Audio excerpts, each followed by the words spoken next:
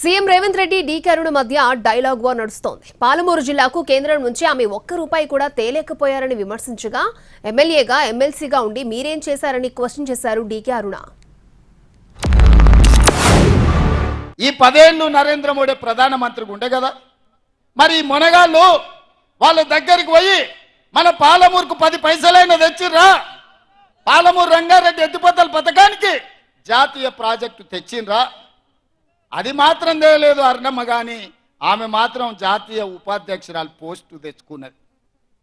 రేపు అరుణమ్మ గెలిస్తే గడిలో ఉన్న వాళ్ళ బంధువులకు మేలైతుంది, పదవులు వచ్చిన ఆమె కుటుంబానికి మేలైతుంది తప్ప పాలమూరుకి ఏం న్యాయం జరుగుతుందో మీరు ఒక్కసారి ఆలోచన చెయ్యండి.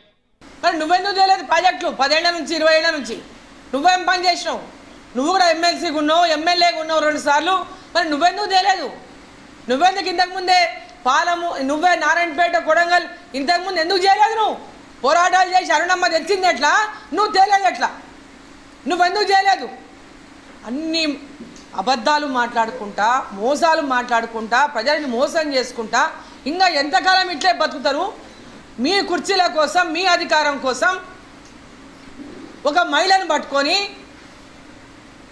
ఏది పడితే అది మాట్లాడతారా మీరు?